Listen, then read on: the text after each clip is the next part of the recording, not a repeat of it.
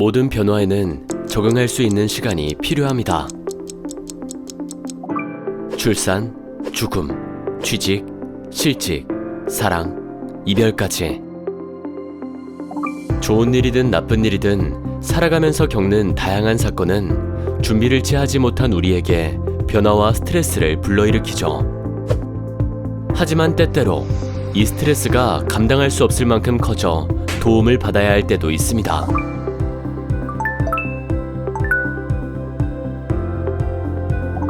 변화의 폭이 너무 크거나 예측하지 못했던 상황으로 인해 우리의 몸과 마음은 감당할 능력을 잃기 때문이죠. 원인이 분명하게 있고 3개월 이내 적응 과정에서 스스로 많은 어려움을 느끼는 경우를 적응장애라고 부릅니다. 적응장애의 가장 큰 원인으로는 바로 큰 스트레스를 유발하는 어려운 상황인데요. 크게는 죽음, 파산, 재난, 범죄 피해 등이 있을 수 있으며 이사, 가족 간의 갈등, 친구와의 불화, 성적 문제로도 적응장애가 생겨날 수 있습니다. 한번 적응장애에서 비롯한 증상이 시작되면 전체적인 생활의 질이 떨어지므로 비관적인 생각이 점차 늘어나게 되죠. 적응장애는 흔히 슬픔, 불안, 예민, 의욕 감소, 자신감 상실 등 감정적 징후나 집중력 감소, 소화 불량, 식욕 감소, 긴장, 피로감 등 신체적 징후로 나타나곤 합니다. 이러한 증상들은 사건이 종료되거나 적응이 되고 나면 6개월 이내에 사라집니다. 하지만 이 과정에서 일상생활에 지장을 받을 정도의 스트레스를 느끼거나 오래 지속되어 만성적으로 발전한다면 외상후 스트레스 장애로 진단되어 더 전문적인 치료를 필요로 하게 됩니다. 적응이 될 만한 시간이 지난 다음에도 상당 기간 증상이 지속될 경우에 전문가를 찾아보는 것이 좋습니다. 먼저 의사와 객관적이고 전문적인 면담을 통해 정신의학적 평가로 적응장애가 진단될 수 있습니다. 그리고 심리검사를 통해 스트레스를 받아들이는 나의 태도나 성격에 대하여 이해하는 과정에서 적응장애의 정도를 파악할 수 있습니다. 이외에도 신체검사나 심박변이도 검사를 통해 스트레스 정도를 진단하기도 하죠. 적응장애의 치료로는 크게 약물치료와 정신치료가 있습니다. 약물치료의 경우 수면제, 항우울제, 항불안제를 통해 치료를 합니다. 불면증은 적응장애 환자들이 가장 흔히 겪는 데다 가장 고통스러워하는 증상 중 하나인데요. 우리 뇌는 자는 동안 정신과 육체의 능력을 회복하지만 잠을 잘 자지 못한다면 중요하지 않은 정보를 적절히 정리할 수 없습니다. 따라서 일부 환자의 경우 수면제 처방을 통해 잠을 푹 자는 것만으로도 증상이 많이 호전되기도 하죠.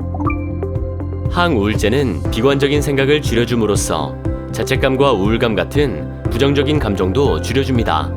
초기에는 갑자기 긴장이 풀리면서 나른해지고 소화장애나 두통을 겪을 수 있지만 1, 2주일이 지나면 차차 사라집니다. 이후에는 약물 효과가 나타나면서 몸과 마음이 가벼워지죠. 항불안제는 숨을 쉬기 힘들거나 답답한 공황 증상이 있을 경우 사용하며 효과가 좋으나 의존성이 있습니다. 따라서 일시적으로 사용하는 경우가 많지만 의사의 지시대로 복용하면 서서히 줄여나갈 수 있으니 크게 걱정할 필요는 없습니다. 그리고 정신치료는 전문의와의 상담을 통해 내가 세상을 보는 방식이나 사람을 판단하는 방식을 서서히 바꿔나가게 됩니다. 자신이 갖고 있던 편향된 생각에 균형을 맞추고 자신을 객관적으로 바라보는 시간을 가짐으로써 적응에 대한 스트레스를 줄일 수 있습니다.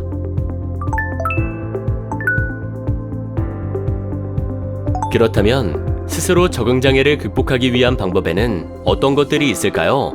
첫째, 모든 것을 옳고 그름으로 나누지 않습니다. 세상에 정답과 오답으로 정해진 것은 없습니다.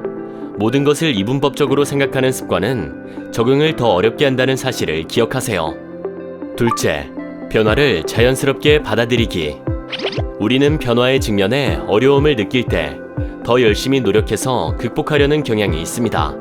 하지만 급격한 변화를 겪은 상황에서는 일상생활을 원래대로 잘 유지하는 것이 생각의 혼란을 막을 수 있습니다. 셋째, 과거는 잊고 현재에 충실하기. 건강이나 소중한 사람을 잃었을 경우 과거 좋았던 시절을 회상하며 후회나 그리움에 빠져 현재에 대한 적응이 더욱 어려워질 수 있습니다. 슬프지만 과거는 이미 지나간 일입니다. 지금 살아가고 있는 이 순간에 충실하며 하루하루 보람과 의미를 느껴보세요. 넷째, 고통의 의미에 대해 생각하기. 당장 빠져나갈 수 없는 어려움에 처했을 때 고통을 느끼는 것만큼 힘든 일은 없습니다. 하지만 고통은 장기적으로 보면 성장을 위한 훈련이라고도 볼 수 있습니다.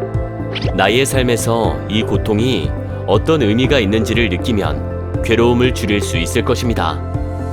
스스로 극복하기 위한 노력을 거듭했음에도 불구하고 여전히 적응장애에 관한 어려움을 겪고 있다면 근처 병원에 방문해 전문의와 상담을 받거나 도움이 될 만한 곳을 찾아보세요.